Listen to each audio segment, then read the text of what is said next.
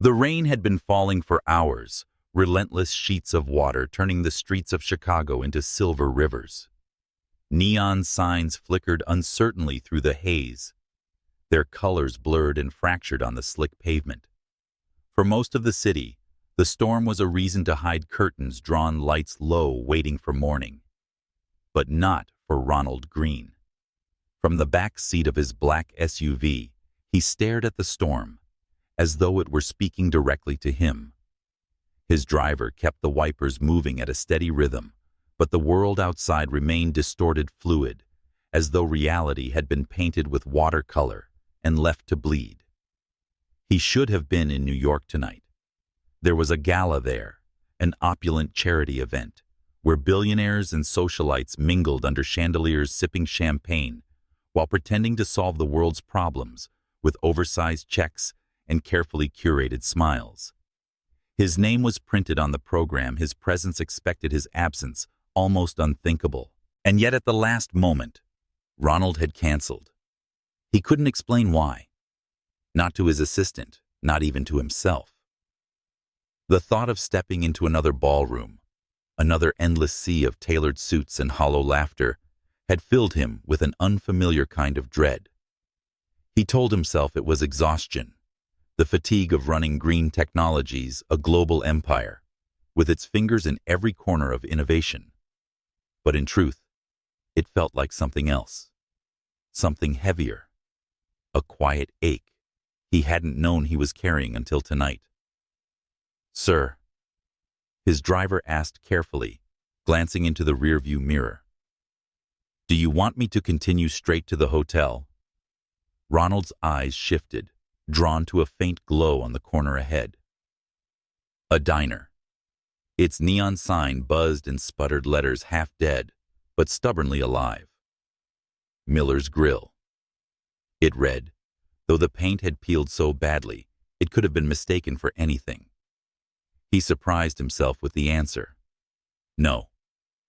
"Pull over there." The driver hesitated. "There." "Yes." The SUV rolled to a stop. Rain pounded the roof like impatient fingers, urging Ronald to move and decide. He stepped out, adjusting the collar of his charcoal coat, the storm immediately drenching the edges of his trousers. For a man whose schedule was commonly measured down to the minute, there was something reckless about it, wandering into a place like this, on a night like this. A bell tinkled softly as he pushed open the door. Warmth enveloped him instantly, thick with the smell of frying bacon and burnt coffee. The interior looked like it had been frozen in time. Sometime around 1975, vinyl booths, patched with duct tape, chrome stools worn to dullness, faded posters curling in the corners. Nobody looked up when he entered a pair of truckers hunched over greasy plates. A young man in a hoodie snored faintly against his laptop. A waitress behind the counter moved briskly, her ponytail messy, her hands quick as she wiped down surfaces with practiced efficiency. At first, Ronald didn't notice. His eyes were still adjusting, his mind half on the rain outside. But then, she turned, and his world stopped. Her voice reached him first. "I'll be right with you," she called, not even glancing in his direction, just the casual lilt of someone working a long shift, another customer to serve. But Ronald's chest tightened like a fist. That voice, that cadence, that familiar timbre he hadn't heard in nearly 20 years. When she finally did look at him, really look, his breath caught. Aria Torres. It was impossible, and yet there she was. Her eyes, deep, fierce, and unyielding, even beneath exhaustion, were unmistakable. He had memorized them once in high school, when they battled for every grade scholarship and recognition. She had been his fiercest rival, his sharpest challenge, the girl who made him stay nights studying to keep up. And secretly, she had also been the one he admired most, the one he had never dared to tell. Back then, she had been electric, brilliant, unstoppable. She could sketch entire worlds with a pencil, debate teachers into silence, and solve calculus equations while humming under her breath. Aria had been destined for greatness, and now she was here. Wearing a stained apron, refilling coffee, wiping ketchup from the edges of vinyl booths. Ronald slid into the farthest corner booth, his heart pounding like it hadn't in years. She hadn't recognized him yet. Of course she hadn't. Gone was the awkward teenager with second-hand sweaters and taped glasses. He was no longer the boy she once beat by a razor-thin margin for the title of Valedictorian. Now he was Ronald Green, billionaire, innovator, the man whose decisions could move markets, whose name appeared on magazine covers, whose wealth gave him access to nearly everything except this moment, except her. She approached with a notepad, not pausing, not even blinking. "What can I get you?" Her tone was polite, detached, the kind of voice used 1,000 times daily for strangers. "A coffee," he said quietly, lowering his gaze. "Black, yes." She scribbled, gave a perfunctory nod, and moved on. He stared after her, the air in his lungs feeling suddenly thin. How had the brightest girl he had ever known ended up here in a diner that time had forgotten? The rain outside grew heavier, drumming against the fogged windows. His untouched coffee cooled in front of him when she returned, placing it down with mechanical grace. He managed a small smile, searching her face for even a flicker of recognition. But if she saw anything familiar, she didn't show it. For the first time in years, Ronald felt powerless. He should have left. He should have finished his coffee, paid the bill, and returned to his world of glass towers and endless meetings. But something inside him refused. He wasn't leaving this diner, not until he understood what had happened to Aria Torres. Hours slipped by. The diner emptied, refilled, emptied again. Ronald remained in the shadows of his booth, watching her. Every gesture, pouring coffee, offering a tired smile, carrying plates balanced on aching wrists, was like watching a masterpiece fade under the weight of neglect. Memories pressed against him. On graduation night, the auditorium echoed with applause. She was in a deep blue sash valedictorian, radiant as she gave her speech. He had been salutatorian in second place, always second to her. Yet he had never minded. Her brilliance had been undeniable. He remembered her portfolio sketches that breathed charcoal lines, that simultaneously captured sorrow and joy. She had dreamed of telling stories through art, of changing the world with color and form. "What's the point of data without humanity?" she had once asked him, rolling her eyes when he buried himself in equations. Back then he had laughed, called it pretentious. Now her words echoed with truth. He couldn't stop staring. She was still Aria, the same sharp eyes and force beneath the fatigue. But her cheeks were thinner.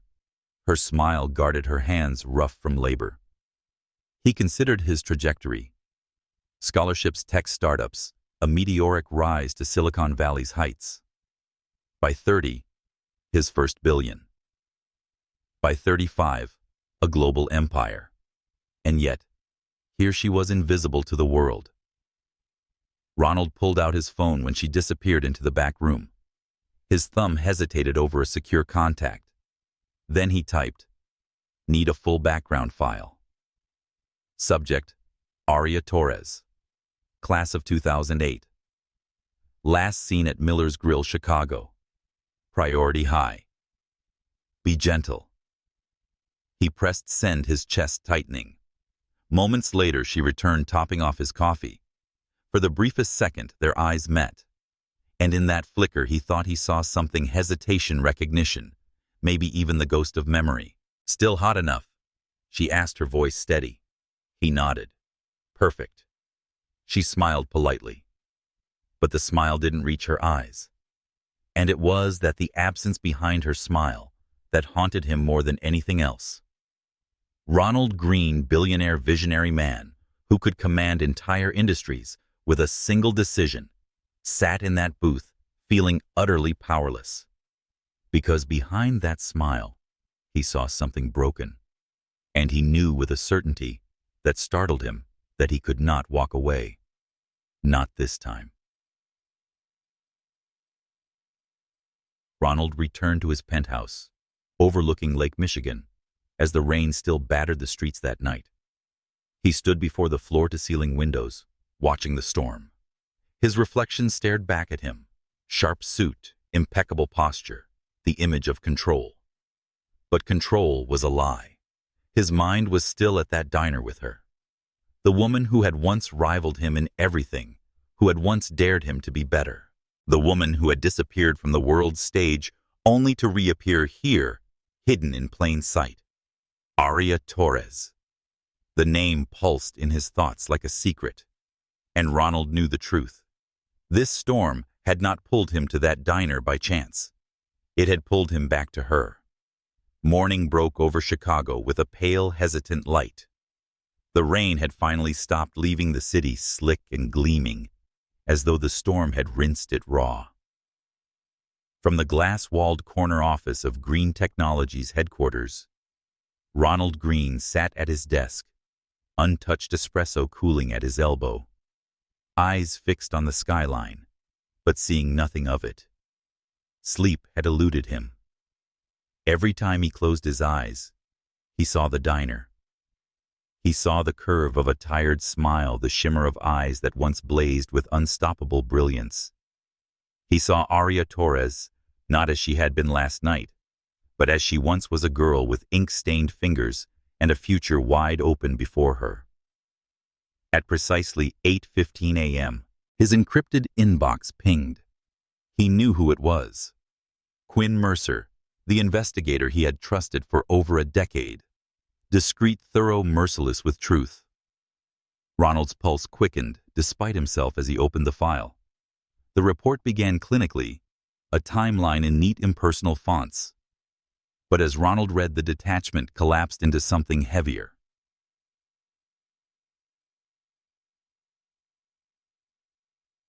Aria Torres, academic record. Enrolled New York School of Visual Arts. Class of 2008. Full scholarship awarded on artistic merit.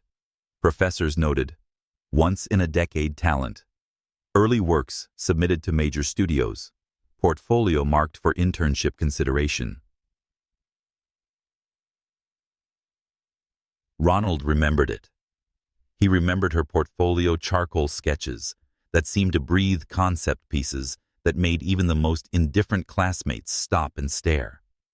He remembered her laughing, half amused, half exasperated, when he insisted algorithms mattered more than aesthetics. Back then, she had called him blind. Data without humanity is just noise, she had told him. And perhaps she had been right. His eyes traced the following lines, and his chest tightened. Spring, 2009.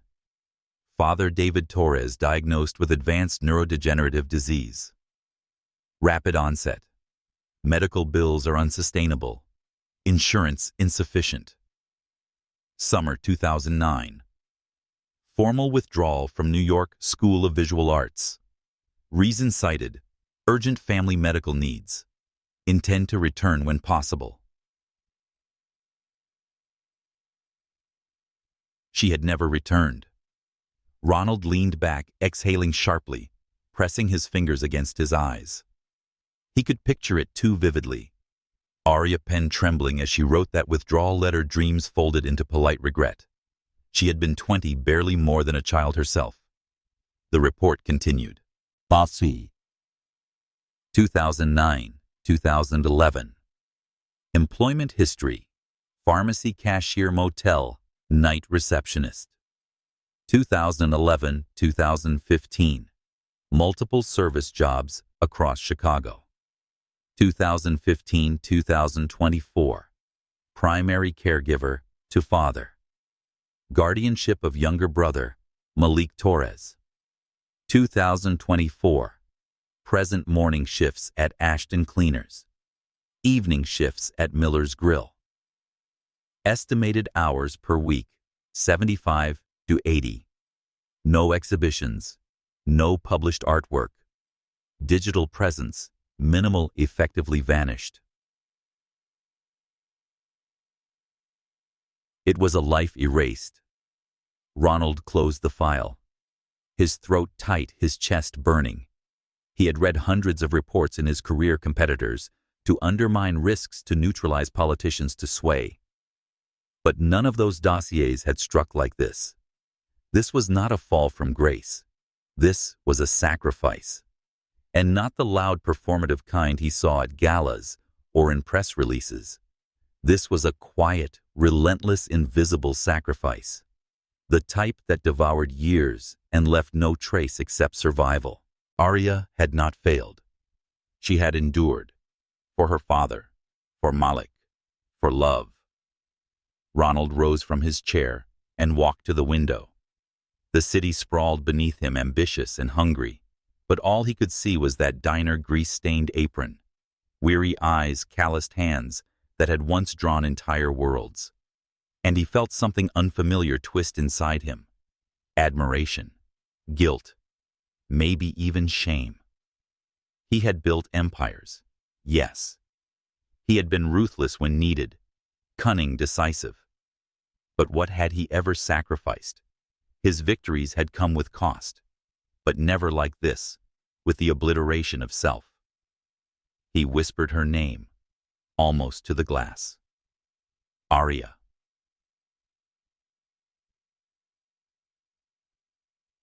The rest of the day blurred in half-hearted meetings.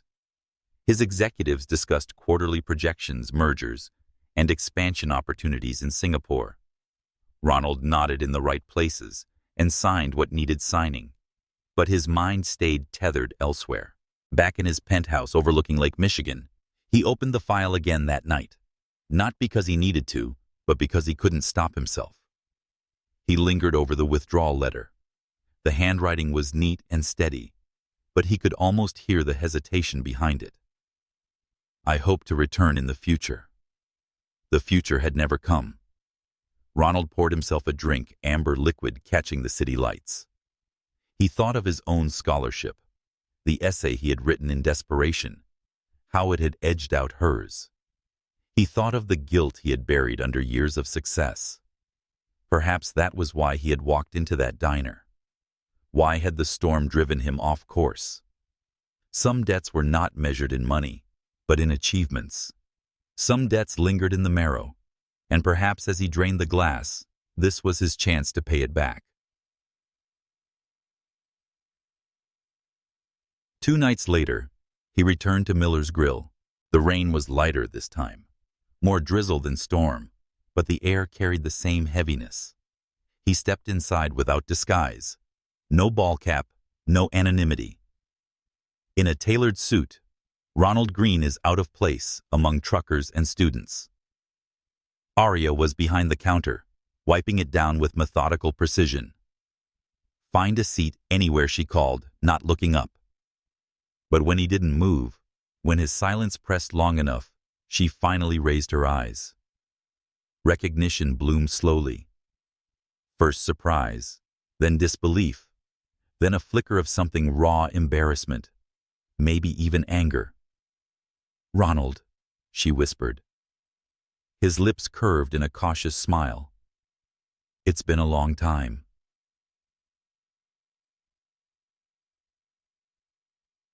They sat across from each other in a corner booth, the diner humming quietly around them. Her arms stayed crossed, her posture guarded.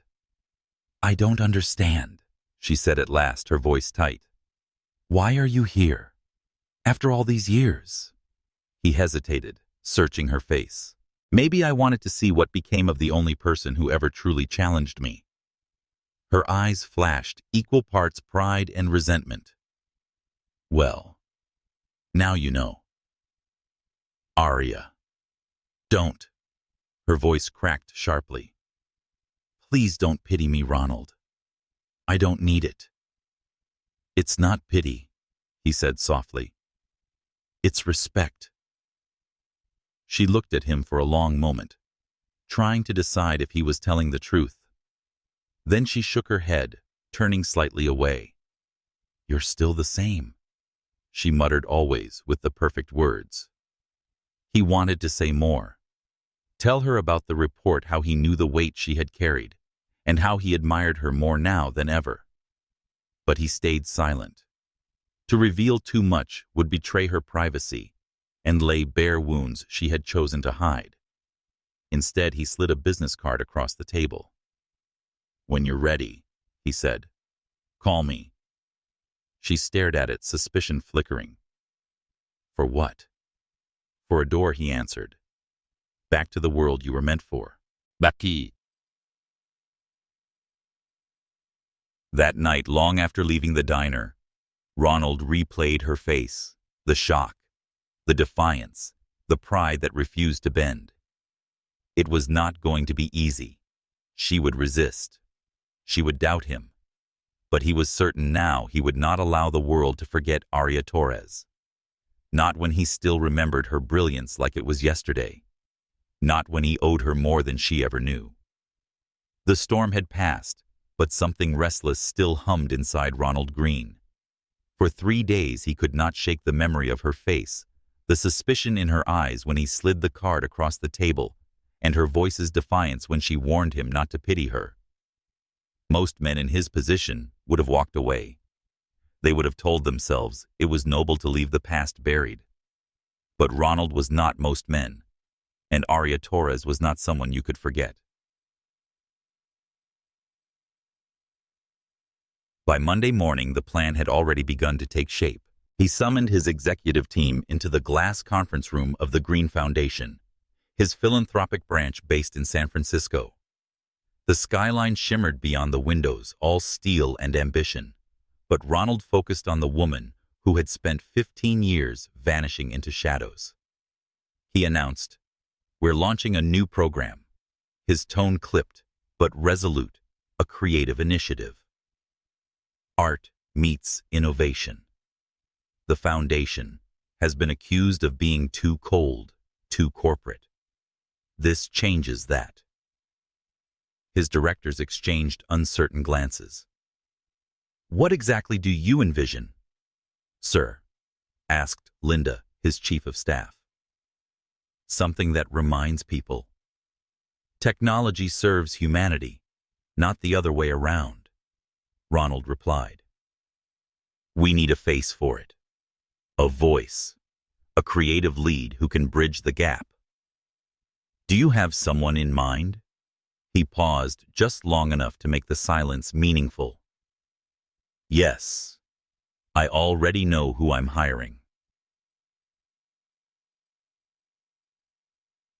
In truth, he had been meticulous. He instructed his legal team to draft a prestigious yet organic position, as if it had always been part of the foundation's long-term plans. The offer would be flawless salary benefits, creative freedom. But the most critical part was how it would arrive, not from him, not as charity, but as recognition. He ordered his staff to comb archives to find remnants of Aria's lost world. What they uncovered left even Ronald stunned. Buried in a forgotten digital gallery were her old works, surreal cityscapes that pulsed with dreamlike light, an abstract series titled The Quiet Wait Portraits that felt less like drawings and more like windows into souls, dusty pixels, but alive with the same force he had once admired across classroom desks. When the images appeared on the boardroom screen, the room fell silent. Even his executives, men and women hardened by years of data charts and bottom lines, leaned forward entranced. Ronald said nothing for a long moment. Then quietly, "Tell me that doesn't belong in a museum." No one did. Yet for all his precision, Ronald knew the most significant obstacle was not logistics. It was Aria herself. Pride. It was written into the set of her shoulders, the steel in her gaze. She would resist anything that smelled of rescue. She would rather drown than accept pity. He would need to convince her not with money, not with power, but with truth. The following evening, he returned to Miller's Grill. The bell above the door jingled, announcing him like an unwelcome guest. Aria looked up from behind the counter, her expression tightening. "You again," she said flatly. Ronald ignored the sting, stepping closer. 5 minutes, he asked. "That's all I need." She hesitated, then sighed, gesturing toward a booth. "Fine, but I'm on the clock." They sat across from each other, the air thick with unsaid things. He slid a folder across the table. She frowned. "What's this?" "An offer," he said. Suspicion sharpened her features. "A pity job." "No." His voice lowered, steady but intense. "This is recognition. Your work resurfaced online." The quiet wait. When we sleep. Her eyes widened before she masked it with anger. "You had no right to dig that up." "I had every right," he countered. "Because talent like yours doesn't disappear. It doesn't belong hidden in some forgotten gallery. It belongs out there." She shoved the folder back toward him. "I don't need your charity, Ronald." "This isn't charity," he said, leaning closer. "It's a correction for something that should have been yours all along." She blinked, confusion flickering. "What are you talking about?" He hesitated, the memory burning in his chest. "Senior year. The Harrison Merit Scholarship. You and I were the finalists." Her jaw tightened. "I remember. You won." "I won." He admitted, his voice rough, but not because I was better. "My essay was desperate. My family was drowning, and I poured that fear into words. It wasn't brilliance, it was panic. Yours was stronger. Yours should have been chosen." Silence stretched between them. The diner's hum faded, leaving only the soft rattle of rain against the windows. "I watched you clap for me that night," he continued. "Smile like it didn't matter. But your eyes, they told the truth. And I carried that guilt for 17 years. Her lips parted, breath unsteady. She looked away, staring at the scratched surface of the table, as though it held answers. "You think offering me this job erases that?" she whispered. "No," Ronald said firmly. "It's not erasure. It's acknowledgement. You are still that person, Aria. You just forgot for a while. Let me help you remember."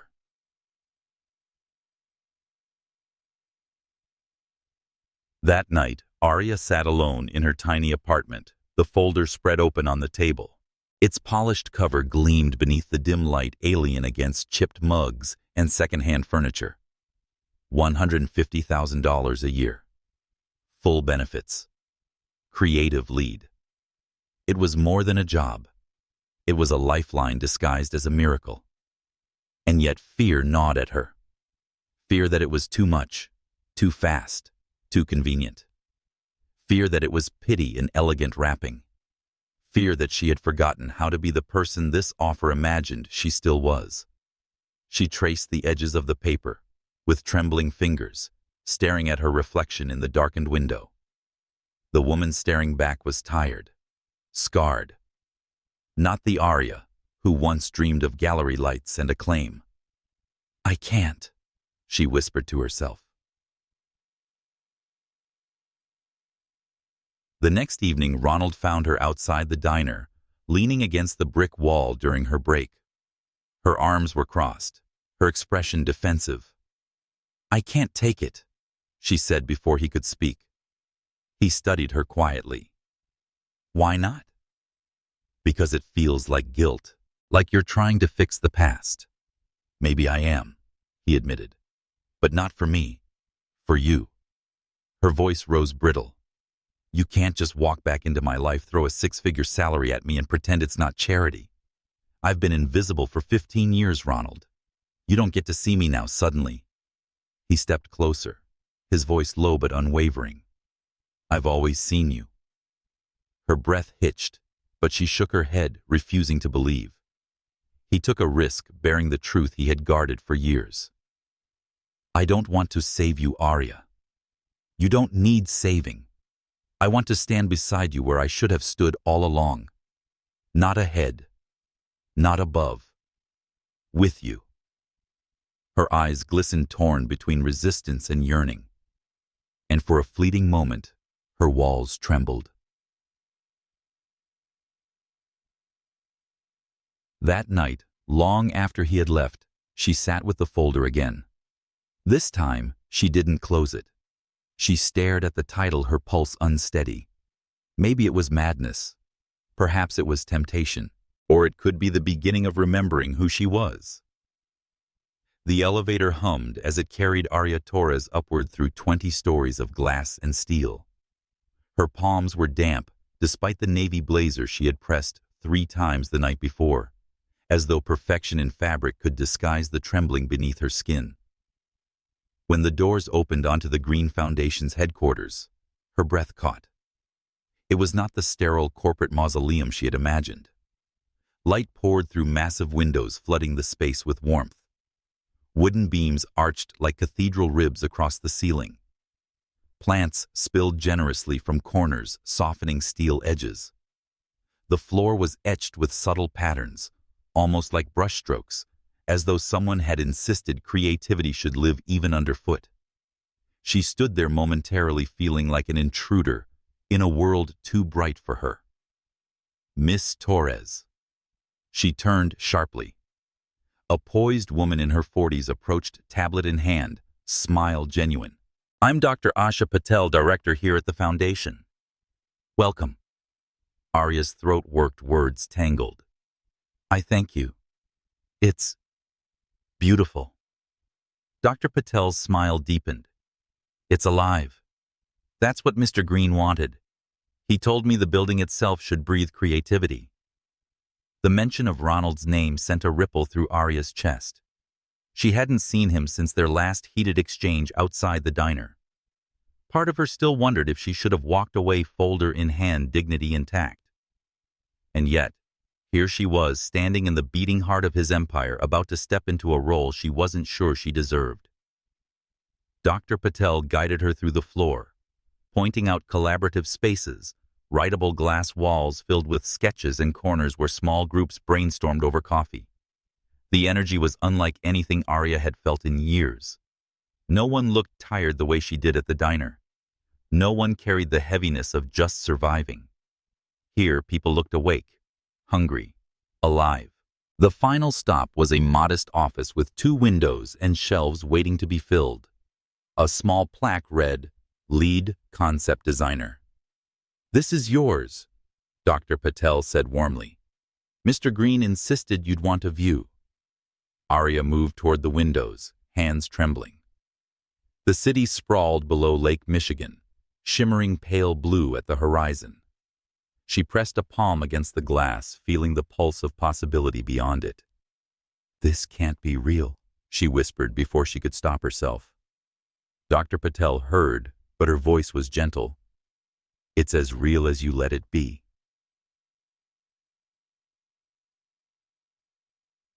The first week was a blur. Aria arrived early and stayed late, her sketchbook filling with ideas she hadn't dared to imagine in years. She designed a logo of interwoven hands, one digital, one human, curving into the shape of a flame. Bold, vulnerable, symbolic. Ronald stood silently at the back of the room when she presented it. For nearly a full minute, he didn't speak. Then, with a voice husky with awe, he said, "You still have it." Something in her chest cracked open.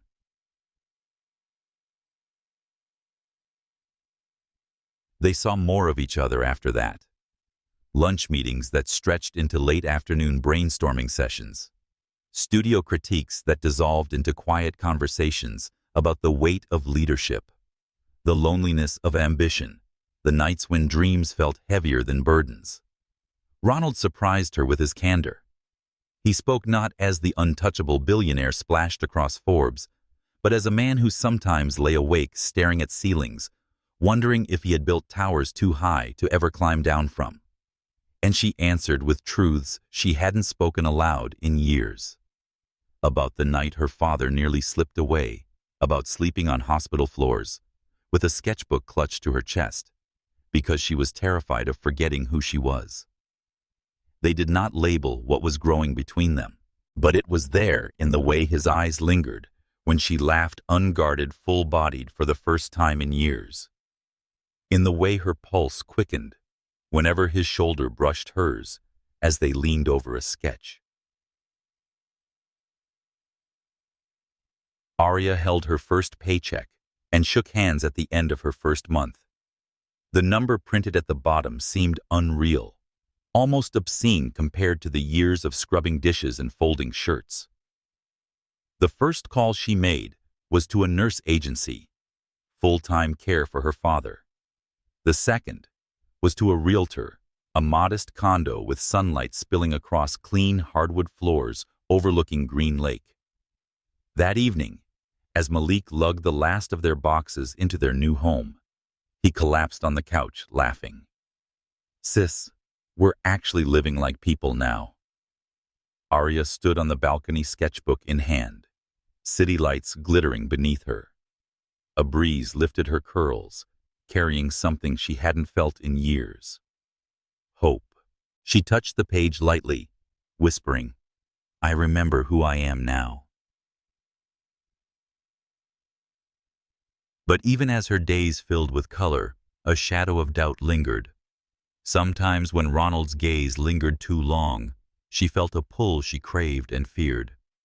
Sometimes when colleagues praised her work, she wondered if the credit truly belonged to her or to the man who had opened the door.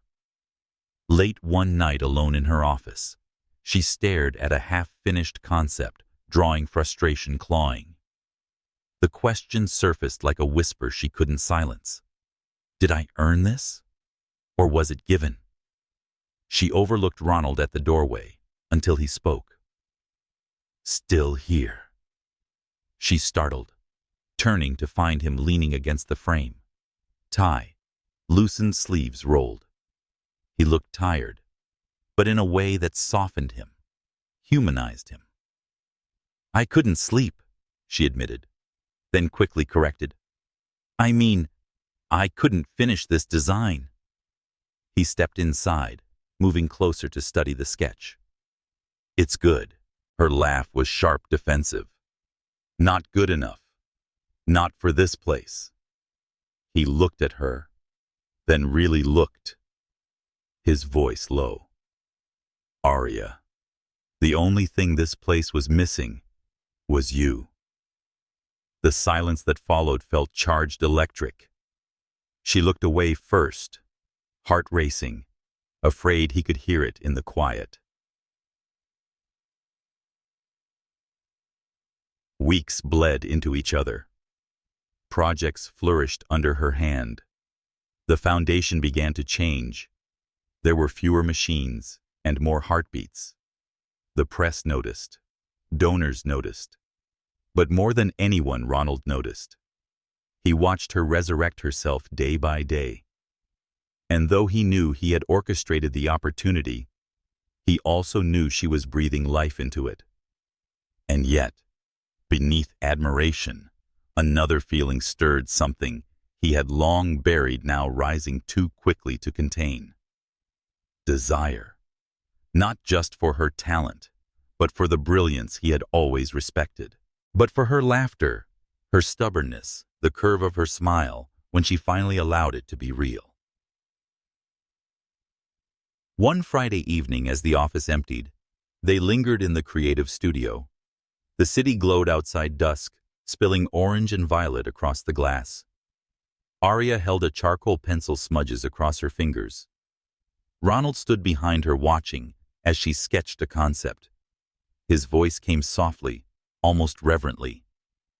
"You bring the human back to everything you touch." She glanced over her shoulder, their eyes locking the air thick. "And you make everything feel possible." Neither moved for a long moment. Then the sound of a distant door closing broke the spell, leaving the air heavy with what had not been said.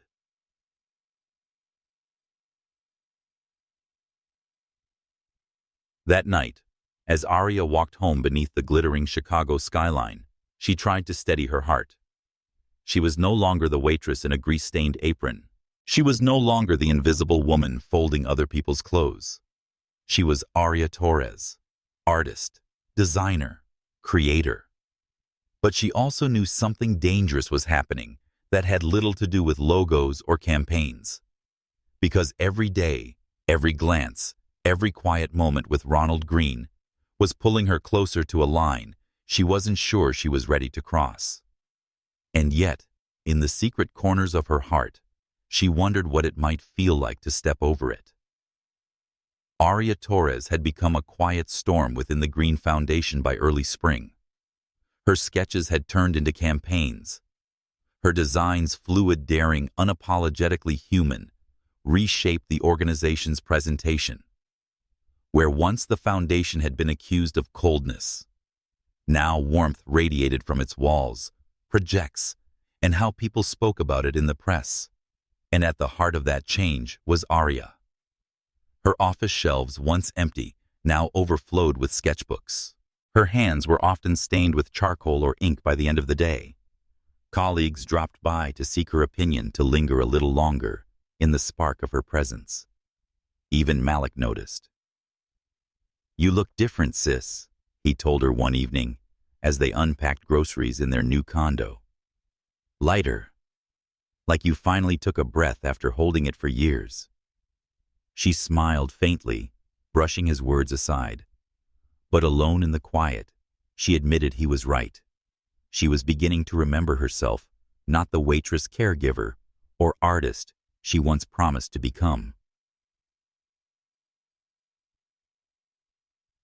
It was on a Tuesday morning, when the city was still shaking itself awake, that the email arrived. Her inbox was cluttered with project updates, design revisions, and polite invitations to yet another board luncheon. But this subject line froze her exhibition opportunity. Vanguard Contemporary, NYC. Her heart skipped. She clicked. The message was sleek, professional, and flattering. "We recently discovered your early work from the School of Visual Arts. Your portfolio's emotional depth, structural nuance, and radical restraint moved us deeply. Your voice deserves to be heard again. We would be honored to host your first solo exhibition in New York." Aria's breath caught. Her eyes skimmed the words again, disbelief warring with a pulse of exhilaration. A solo show. In New York. It was the kind of opportunity she used to scribble in the margins of her notebooks, the fantasy she had buried under shifts at diners and dry cleaners. She sat back, heart pounding. She momentarily allowed herself to picture it, her name on a white gallery wall, strangers whispering admiration. Her work no longer hidden, but alive under bright lights. And then the fear crept in. It seemed too perfect, too sudden, too much like a wish whispered into the dark, answered by someone she couldn't see. Chapter destined. She mentioned it casually over coffee with Ronald 2 days later. "It's probably nothing," she said, forcing a light tone as she stirred sugar into her mug. "Just an email from a gallery in New York. Could be spam." Ronald's gaze sharpened instantly. "What gallery?" "Vanguard Contemporary." He leaned back, frowning slightly. "They're new. Small. I've heard the name, but not enough to trust it without digging." Aria laughed nervously. "See spam." "Not necessarily." He studied her face. "Do you want it to be real?" Her answer came too quickly. "Of course not." He tilted his head, eyes narrowing. "Aria." The way he said her name unraveled her defenses. She exhaled, admitting the truth. "Of course I do. It's everything I used to dream about." Silence hung between them, heavy with unspoken truths. Finally he said, "Let my team look into it." She shook her head almost too fast. "No, not yet. If it's fake, I don't want to know. Not yet. Let me keep the dream for a little while." There was something raw in her voice, something that stopped him from pressing further. He reached across the table, fingers brushing the rim of her mug. Dreams don't vanish, Aria. They wait. Sometimes they need the right door to open. Her throat tightened. She looked away, afraid of what his eyes might reveal. The gallery's representative, Sebastian Doran, called her the next day. His voice was smooth, warm, and brimming with admiration. He spoke of her unique sensitivity to grief, her ability to weave emotion into form. Every word made her chest swell and ache at once. She hadn't heard validation like this in years. They exchanged emails, calls, and late-night conversations. He asked thoughtful questions about her process, inspirations, and lost years. He spoke as if he had studied her work for a lifetime, and though a corner of her mind whispered caution, another corner hungry for belief, desperate for recognition, drank it like water after drought.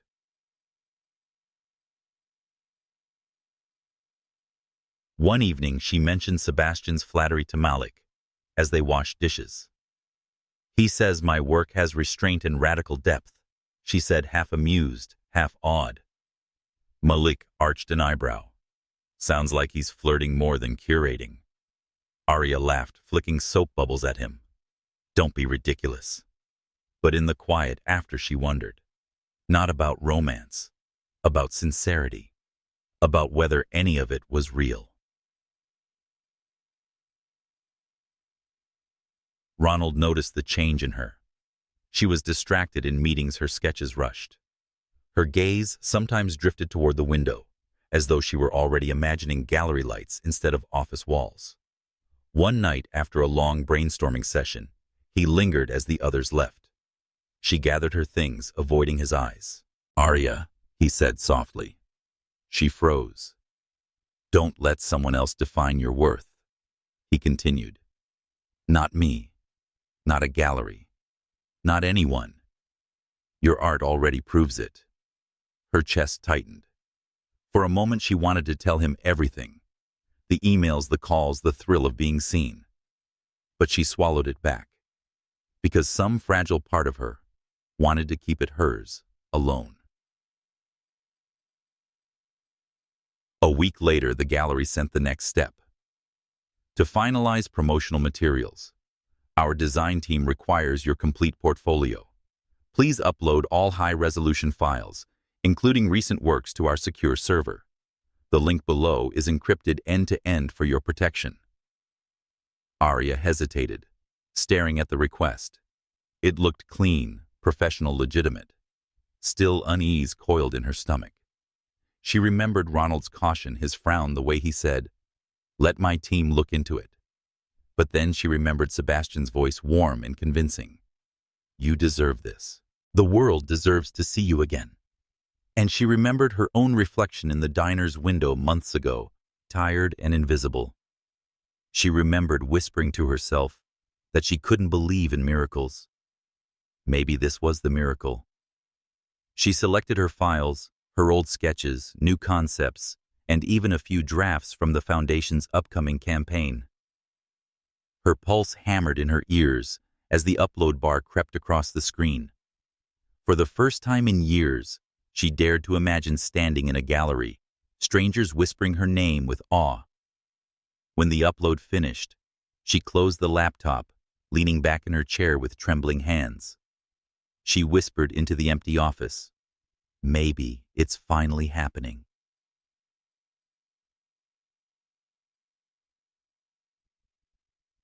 But outside the window, the city glowed indifferent, and somewhere in the quiet hum of networks and servers, something unseen began to stir. Not just her future, but danger. It began at 2:43 a.m.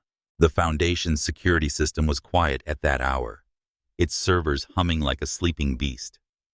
But deep within its digital veins, an automated sentinel stirred an algorithm Ronald had commissioned years ago, a relic from his early paranoid days in Silicon Valley. The sentinel detected movement, anomalous traffic. Packets of data are moving where they shouldn't, slipping like shadows toward an offshore server. And the trail with chilling precision pointed inward. Source device ID, AT19, User Aria Torres. Location 19th floor. Design studio.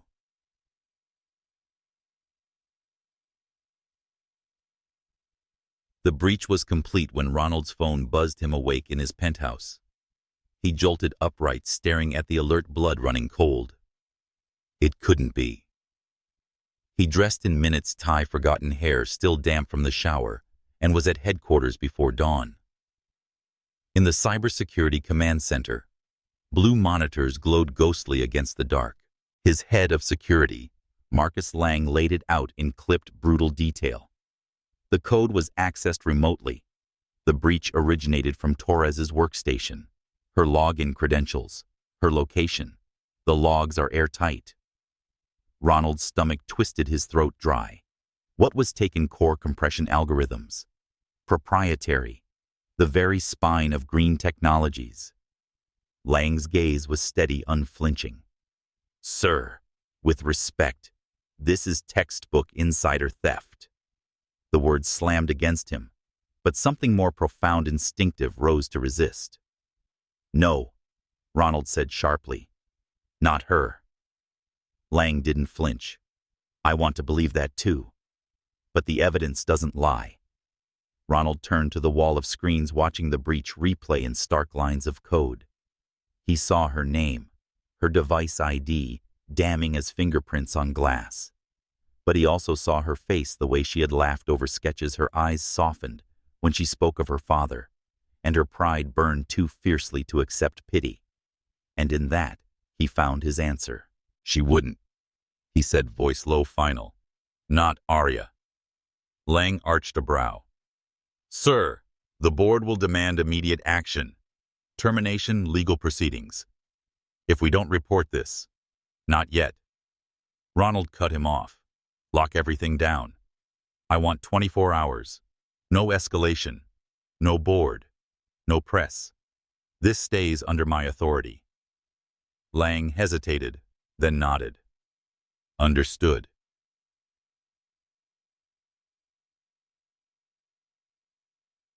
By 4 a.m., Ronald was outside Aria's condo. The lights inside were on. Laughter floated out through the balcony doors. Her brother's voice, her father's soft chuckle music, playing faintly in the background. A family celebrating something simple, fragile, theirs. Ronald knocked. When Aria opened the door, her face lit in surprise, then softened into a smile. Ronald, you won't believe it. The gallery just sent the contract. It's real. They want me in New York next month. He didn't smile back. Aria, he said, his tone flat, urgent. We need to talk. Alone. Confusion flickered in her eyes. What? Why, please? Something in his voice made her step back uneasy. She led him onto the balcony, Malik and her father still laughing in the background. What's going on? She asked, brows furrowed. He drew a breath, each word heavy. At 9:17 last night, your computer transmitted over 700 megabytes of proprietary code to an offshore server. Every trace points to you. The color drained from her face. What? Your workstation, your credentials, your location. The logs don't lie. Her hand gripped the balcony rail, knuckles white. No. No, Ronald. That's impossible. I didn't. Her voice cracked, breaking on the edge of panic.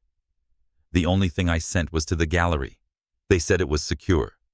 They said. Realization hit her mid-sentence. Her lips parted, horror dawning. Oh my God. Ronald's chest ached, watching her crumble. She looked not guilty, not cunning, but broken, like someone who had just seen her dream twist into a nightmare. Tell me everything, he urged, stepping closer. Every detail, every email, anything that felt strange. She shook her head wildly, tears threatening. It all seemed real. The curator, the calls, the way he knew my work. I thought... Her voice collapsed. I thought it was finally my chance. The sound of a door creaking interrupted them. Malik appeared, rubbing his eyes, confusion etched on his young face. What's going on? Aria turned to him desperately. Malik, the gallery link. Remember what you said about it? He frowned, thinking. It used some weird port protocol. Looked secure, but it was masking its actual route. I thought it was just some tech quirk. Ronald inhaled sharply. That was it. The crack in the frame job. His eyes met Aria's voice now, steel. You've been set up. Back in the condo, the laughter had died. Frail, but perceptive. Aria's father watched from his chair as Ronald paced explaining. Someone wanted our code. They used you as the perfect vulnerability, your credentials, your trust, your dream. He stopped looking at her. They knew I wouldn't suspect you. Aria sat on the edge of the couch, trembling. And now Ronald said, jaw tight. We find out who did this, and we take them down. Her eyes lifted, searching his face. Why are you doing this for me? Because he wanted to say, I believe in you. Because he wanted to say, I can't lose you, not now, not ever. Instead, he said only, because it's the truth, and the truth matters.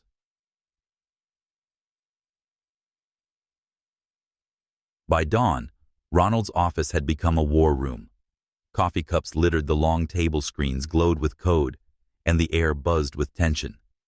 Malik hunched over a laptop, his fingers flying. Ronald's trusted investigator, Quinn Mercer, leaned against the wall, eyes sharp, as she scanned the residual data. The Trojan was sophisticated, mimicking encryption, erasing traces, but not perfect. There, Malik said, pointing to a string of residual code, a digital signature. Quinn's expression hardened. Nicks, cyber mercenaries. They sell their skills to whoever pays best. This means that Ronald finished grimly, and someone hired them. He strode to the whiteboard, uncapped a marker, and wrote one name in bold strokes, Victor Hayes, CEO, Nexitech Systems. Aria's pulse stumbled. Your rival. My oldest, Ronald said darkly. We started in the same garages, but where I built with integrity, he built with theft. He's wanted this algorithm for years. Aria's breath came unsteady, and he used me to get it. Ronald turned to her, his eyes blazing with something fierce and unyielding. He used you because he knew you were my weakness. Her lips parted, stunned into silence. And in that moment, with dawn spilling pale light through the windows, she realized something terrifying and undeniable. This wasn't just about data. This was about them. The morning sky over Chicago was pale, the kind of light that made the city look unfinished, fragile. Inside Ronald's office, however, the air was anything but delicate. The room hummed with tension, computers glowing pages of code, and forensics scattered across the long walnut table. Ronald stood at the head, sleeves rolled, tie discarded. Beside him sat Malik Torres, eyes sharp, despite exhaustion, tapping furiously on a laptop. Quinn Mercer leaned against the table, arms crossed, gaze razor-focused. And at the far end sat Aria. She looked small compared to the room's vastness. Her hands clasped so tightly, her knuckles blanched. Yet her eyes, dark, unyielding, betrayed a spark Ronald had seen before back in classrooms where she refused to concede an argument. That spark was alive again, though now it burned with something heavier, survival. Ronald's voice cut through the hum. We can't undo the breach, but we can expose who orchestrated it. Hayes wanted me to doubt you. He counted on it. Aria flinched, guilt flashing across her face. And he was right. He used me. Ronald turned his tone softer. No, he tried to use you. But you're here now. You're fighting back. That's what matters. Her throat tightened, but she nodded. Quinn spread a set of documents across the table. Here's the plan. We plant a file, something irresistible. We leak it where we know Hayes has eyes. He takes the bait, and when he does, We trace him. The FBI has been circling him for years. All they need is evidence. Malik smirked, typing rapidly. I can make the bait glow like a lighthouse. No way his people resist. Aria glanced between them, hesitant. What if it fails? What if it just makes things worse? Ronald's eyes met hers, steady and sure. Then I take the fall, not you. But it won't fail. There was something in his voice, a conviction so profound it silenced her doubts, if only for a moment. Better. The next 48 hours blurred into intensity. Malik coded a decoy file, elegant and poisonous, labeled with irresistible precision, Green Tech Compression V3.0. Decryption key. Quinn orchestrated the leak-planting whispers in the right digital alleys where Hayes's operatives prowled. Ronald coordinated with federal contacts, quiet but decisive, ensuring that when the net closed, it would close tight. And Aria, though she had little technical expertise, sat in the middle, sketchbook open, jotting connections, asking questions. She refused to sit aside as the victim. Every time doubt threatened, she pushed it away with ink and determination. One night, long after midnight, she lingered in the war room as Malik dozed against his laptop. Quinn had stepped out to take a call. Only Ronald remained awake, standing by the window city lights, reflecting in his eyes. Aria closed her sketchbook and crept to stand beside him. For a moment they didn't speak. The silence was thick, intimate. Finally she said softly, "Why are you doing this? Risking everything?" He didn't look at her at first. His jaw worked, his shoulders tense. Then he turned and the rawness in his eyes nearly undid her. "Because I know you, Aria. Even after all these years. You are not a thief. You're not a weakness. You are the strongest person I've ever known." Her breath caught emotion rising sharp and sudden. "You don't know what it's been like, 15 years of disappearing, of being invisible. And now this. This could destroy everything before it even begins." He stepped closer, lowering his voice. "Then we fight. Together. No one gets to erase you again." For a heartbeat, the space between them was charged, trembling. She wanted to lean into him, to let his certainty anchor her. But fear tugged her back. She whispered instead, "What if I fail you?" His reply was immediate, fierce, impossible. Chapter. The trap was set on a Thursday morning. Quinn released the bait into a monitored channel, a carefully staged leak disguised as carelessness.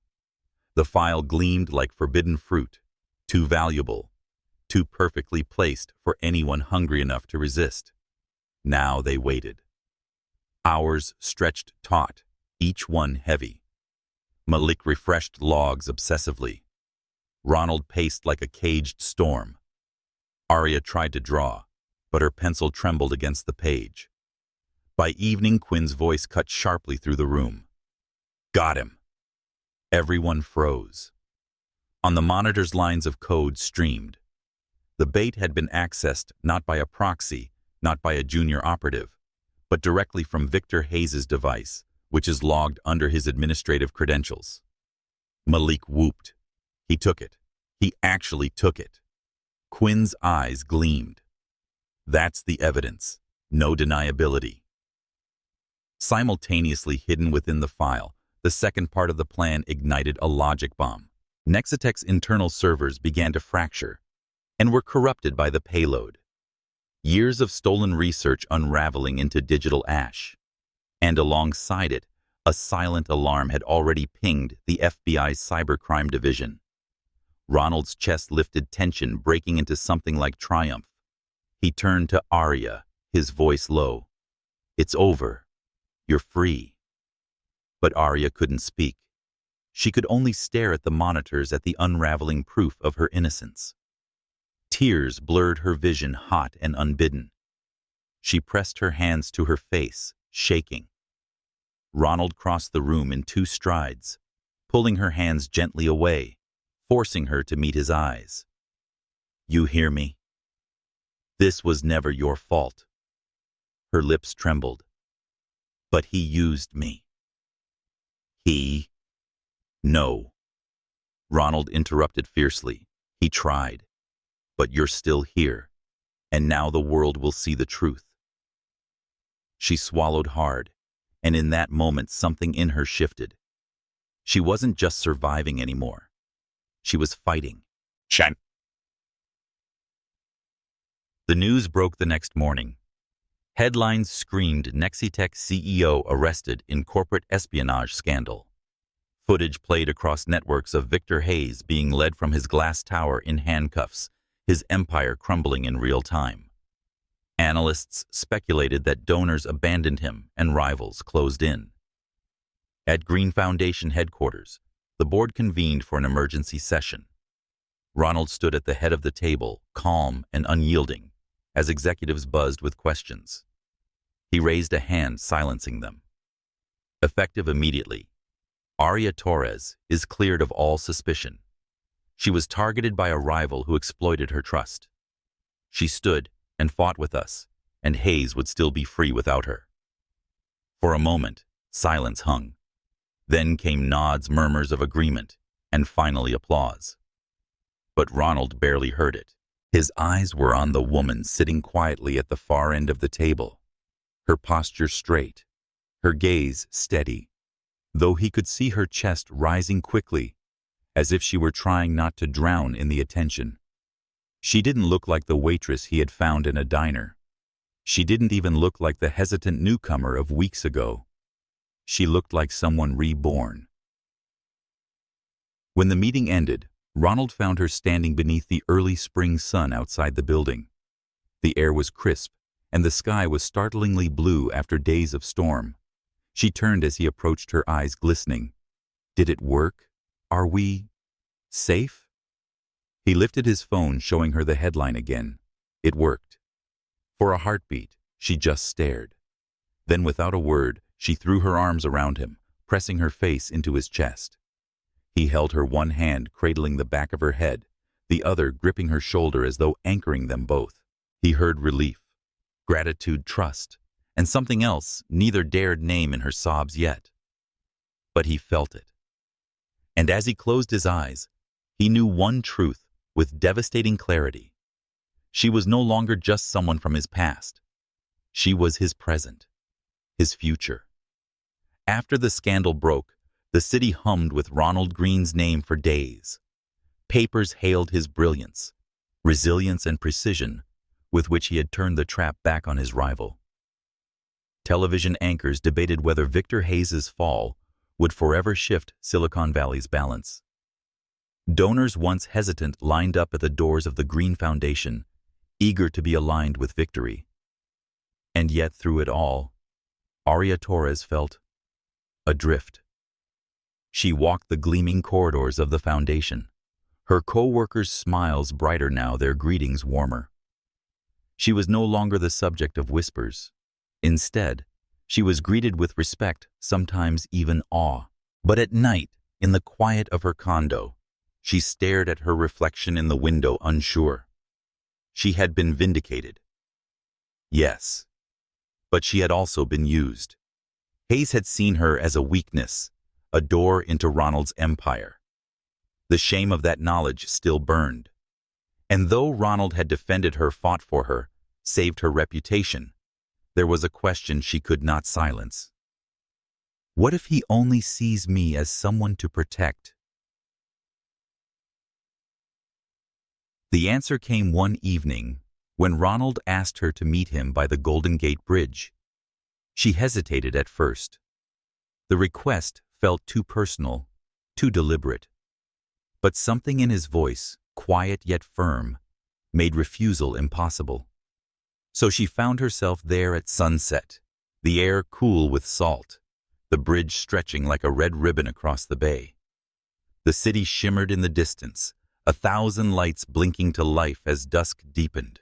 Ronald was waiting, leaning against the railing, his coat open, the wind tugging at his hair.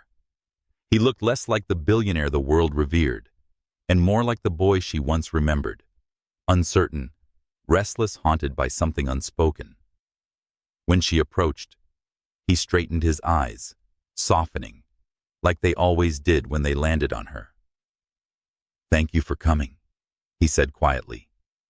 She folded her arms partly against the chill, partly against the emotions rising too quickly. "You didn't really give me a choice." His lips curved faintly, but the smile didn't reach his eyes. "Maybe not. Some things shouldn't be left unsaid." They stood in silence for a moment, the rush of the tide below filling the space. Finally, Ronald spoke. "Do you know why Hayes targeted you?" Her jaw tightened. "Because I was careless. Because I wanted too much." "No." His voice was firm. "Because he knew I wouldn't doubt you. Because he knew you mattered to me." Her breath caught, but she forced a scoff. "Mattered, Ronald. You barely knew me anymore. We hadn't spoken in 17 years. I never forgot you," he said. The words landed heavy, undeniable. He turned toward the water, his hands gripping the railing as though steadying himself. "You were the only one who ever made me feel seen back then. Not for what I could build or win or prove, just for who I was. I carried that with me all these years. And when I saw you again in that diner..." He broke off, shaking his head. "It was like the world gave me a second chance I didn't deserve." Her chest tightened painfully. She wanted to believe him, but fear prickled. "You don't have to say this. You've already done enough for me, for my family." "This isn't about debt," he interrupted, turning back to her. His eyes burned steady and unyielding. "This is about us. About the truth I've been afraid to admit it, even to myself." Her lips parted, words tangled, but nothing came out. Chatting see on. He took a step closer. The fading light painted his face in shades of gold and shadow. "You are not my weakness, Aria. You are my strength. You always have been." His voice dropped rough with emotion. "And I'm done pretending it's anything less than that." Her pulse hammered, her body rooted. "Ronald." But he wasn't finished. "I don't want you in my world because I feel guilty or owe you some correction from the past. I want you here because you belong here. Because without you, all of this..." He gestured vaguely at the skyline. The bridge his empire means nothing. The confession hung between them, raw and irretrievable. Aria's eyes stung her throat tight. "You can't just say things like that," she whispered. "Not after everything. Not when I still don't know who I am in this world." "Then let me remind you," he said, softer now, but no less resolute. "Every day if I have to." Her chest ached. She thought of the diner, grease-stained aprons, and nights she believed her dreams were dead. She thought of his unwavering defense when the world branded her guilty. She thought of Malik's laughter in their new home, of her father, smiling in sunlight. And she thought of the boy with taped glasses, the rival she once beat, standing before her now, as the man who saw her more clearly than anyone else. The tide roared below, wind curling around them. Aria closed her eyes for a moment, then opened them again, steady. "Ronald," she said softly, "if I let myself believe you, if I let myself think in us..." Her voice faltered, but he stepped closer, closing the space, his warmth enveloping her. "Then you won't fall," he finished for her. For the first time, she allowed herself to believe him. They didn't kiss then. The air between them was charged, trembling, but still held back by the weight of everything unspoken. Instead, they stood side by side, watching the sun dip beneath the horizon, the sky bleeding into twilight.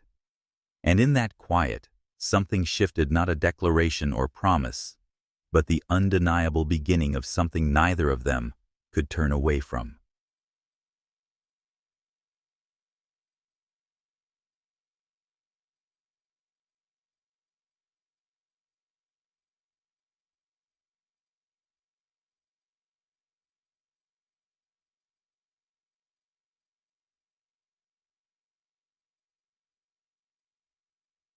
Later that night, as Aria returned to her condo, Malik noticed the change immediately. "You're smiling," he teased. She tried to hide it, but the curve of her lips betrayed her. For once, she didn't fight it. Because for the first time in years, she felt not just vindicated and not just redeemed. She felt seen.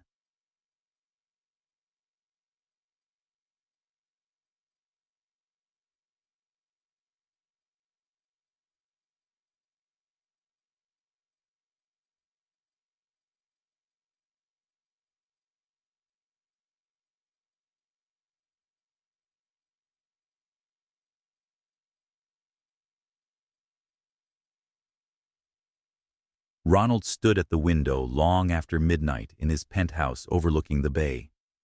The city glittered below, but his mind replayed only one thing: the look in Aria's eyes when she finally stopped resisting and let his words touch her.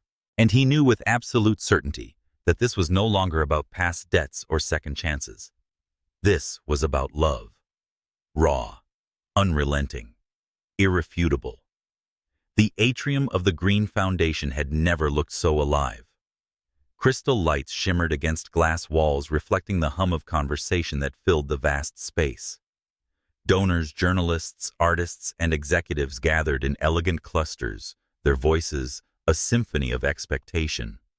Servers moved through the crowd with trays of champagne, the air carrying the mingled scent of flowers and polished wood. For weeks, the press had speculated. What would the Foundation's rebranding reveal? Was this a shift in its soul, or just another clever facade? But for Aria Torres, the evening was something else entirely. It was a reckoning. She stood just beyond the velvet curtain at center stage, heart-hammering palms slick. On the other side waited hundreds of eyes that would see her, not as a waitress, a forgotten artist, or a scapegoat. Tonight, they would see her work, her truth. Beside her, Malik adjusted his tie, nervously grinning despite himself. "You're about to blow their minds, sis." Her father, seated in a wheelchair just behind them, squeezed her hand weakly. His eyes were damp but shining. "I told you," he murmured, voice fragile but fierce. "Your gift wasn't gone, just waiting." Aria bent to kiss his forehead, her throat thick. "I wouldn't be here without you." And then applause. A hush. The curtain lifted.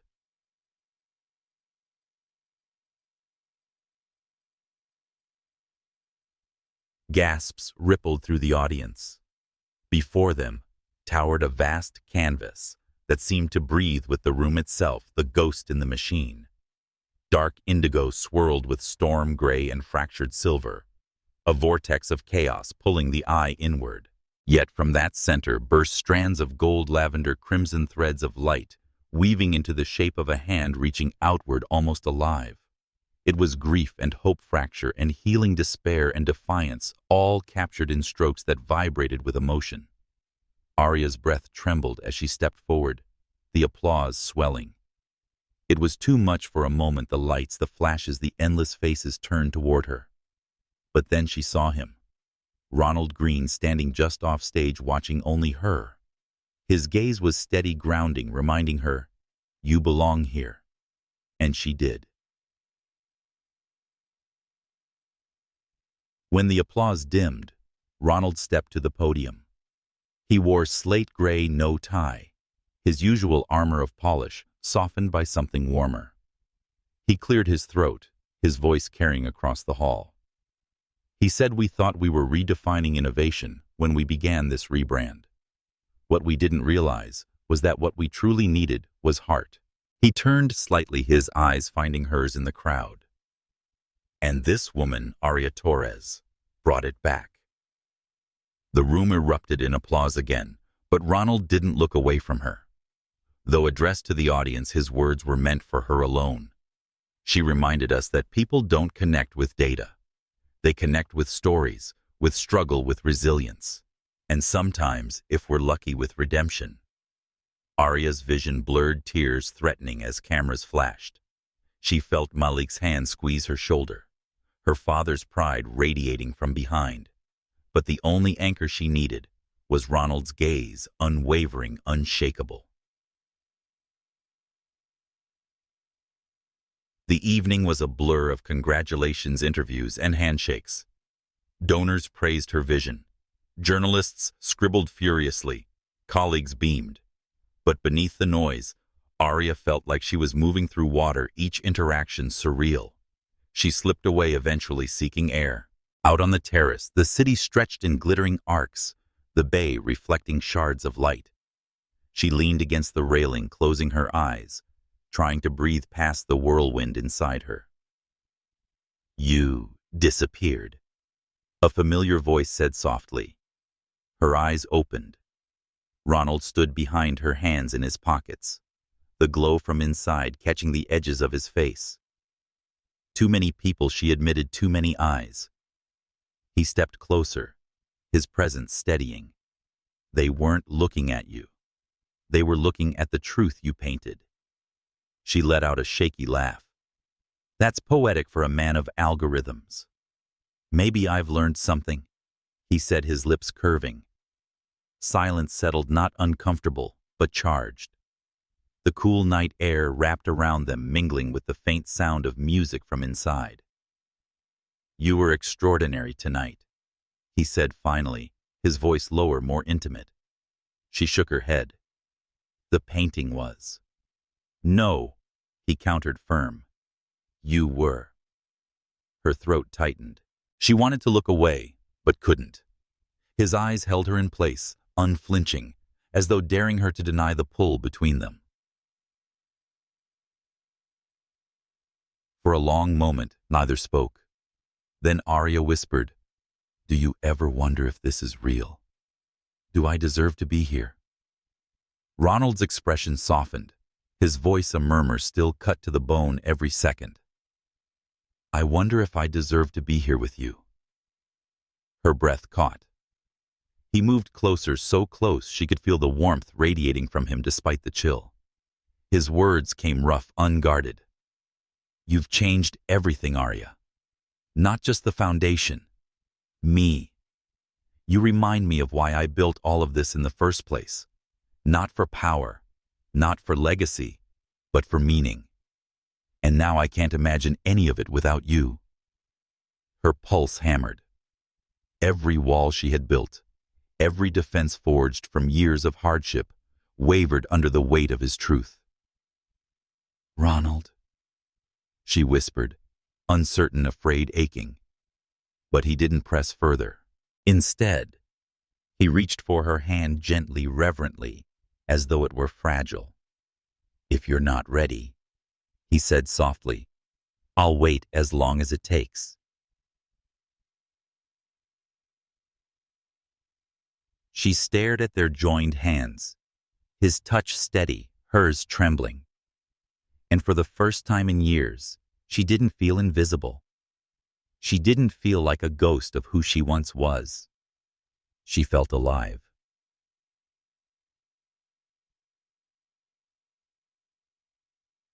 Inside the gala continued, the world still celebrating. But out on the terrace beneath the city lights, something quieter, more profound unfolded. Not applause, not accolades, but the first unspoken promise of something more profound. Aria let herself hold his gaze and imagine for a moment what it would be like to step fully into the light. He offered not as a charity, not as redemption, but as love. And she smiled. Not the polite smile she had worn for years, but one real, unguarded trembling with possibility. Ronald's answering smile was soft, almost disbelieving, as though he also felt the moment's fragile enormity. They didn't kiss. Not yet. But they didn't need to, because some truths didn't require words or even touch. Some truths lived in the quiet, in the way two souls finally recognized each other across the years and chose, without hesitation, to begin again. Spring ripened into summer, and with it came a gentleness Aria Torres hadn't known in years. Her father's health had steadied under the care she could now afford. Malik was enrolled in college classes again, his laughter bright with the optimism of someone who could finally plan for tomorrow. Their new condo, once a place of awe, now felt like home, warm with the rhythm of everyday life. And Aria was no longer a shadow of who she once dreamed she'd be. She was living it. Her art filled the walls of the Green Foundation. Her design shaped its campaigns, its vision, its soul. Invitations from galleries arrived weekly, but she accepted sparingly, choosing projects that spoke to her heart rather than her ego. Yet amid all the triumph, there remained one truth, one quiet force that grew stronger with each day: Ronald Green. He had given her space after the gala, never pressing, never forcing. But he was always there, a steady presence in boardrooms, a confidant in late-night brainstorming, a grounding voice when doubts returned. And sometimes, when his gaze lingered a fraction too long, or his hand brushed hers across a desk, Aria felt the pull between them, a tide she could no longer deny. It terrified her. It exhilarated her. And one evening, as the sun sank into the horizon over Lake Michigan, she finally stopped resisting. They had stayed late reviewing sketches for the Foundation's next project. The office was empty and quiet, except for the scratch of a pencil and the city humming below. Aria set her sketchbook down, suddenly aware of how close Ronald was beside her, his shoulder nearly brushing hers. "Ronald," she said softly, her voice trembling. He looked up, eyebrows lifting at the vulnerability in her tone. "Yes." Her chest tightened. "All this time, I thought I was surviving. Invisible. And then you walked into that diner." Her throat caught, but she pushed on. "You didn't just change my life. You reminded me it wasn't over." His eyes darkened, emotion flickering raw across his face. And now she whispered, "I'm not afraid to admit I don't want this life without you." The silence that followed was charged alive. Then Ronald reached for her hand, gripping it with reverence. "Aria," he murmured, voice rough. "I've loved you longer than I've understood what love even means. From the boy I was to the man I am now. It's always been you. And if you'll let me, I want to spend the rest of my life proving it." Her breath shuddered. Tears filled her eyes, not of sorrow, but of release. "Yes," she whispered, her lips trembling into a smile. "Yes, Ronald." And this time, when he leaned in, when their lips finally met, it was not hesitation or apology. It was fire and promise.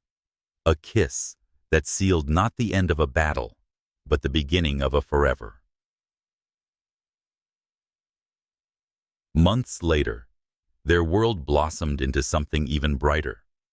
The Foundation thrived now, a beacon of innovation touched with humanity.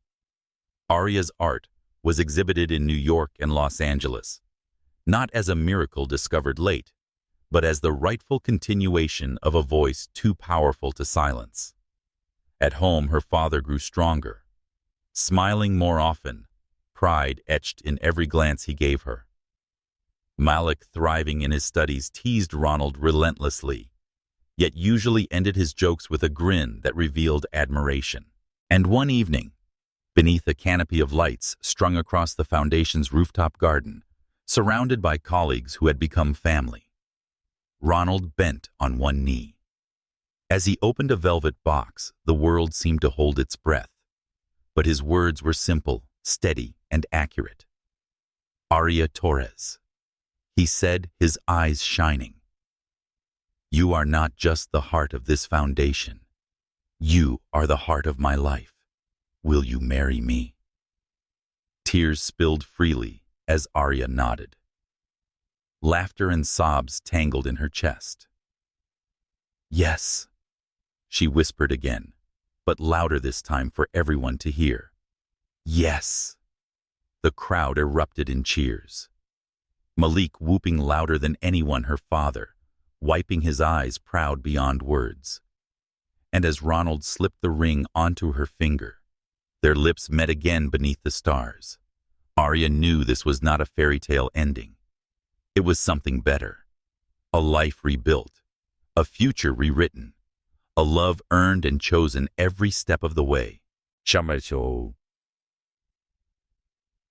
That night, long after the celebration quieted, Aria stood on the balcony with Ronald at her side. She looked out at the city that had once felt like a cage and now stretched infinite with promise. You saved me, she whispered. Ronald shook his head gently, cupping her face. No, Aria. I just reminded you who you were. You saved yourself. Her smile broke through tears, radiant, unguarded. Then, let's save each other. Always. And he kissed her again, the city shimmering around them, the future wide and waiting. Some stories begin in diners and forgotten corners, where dreams feel dead. Some start in boardrooms, in battles of power and pride. But the most authentic stories, the ones that endure, begin when two souls dare to see each other, fully past mistakes and scars, into the fire that still burns beneath. Aria and Ronald's story is not about rescue. It is about recognition, about love that chooses again and again, even when the world tries to erase it. And perhaps, as you close this chapter, you'll ask yourself, who in your life deserves a second look? Who have you forgotten to believe in? What dream have you buried that still waits to be reborn? Because sometimes, the most powerful thing we can give is not wealth, not power, but faith, the kind that awakens someone back to themselves. If this story touched you, share it with someone who believes in second chances. Subscribe for more stories of love, resilience, and redemption. And remember, your story isn't over. It's waiting to be rewritten.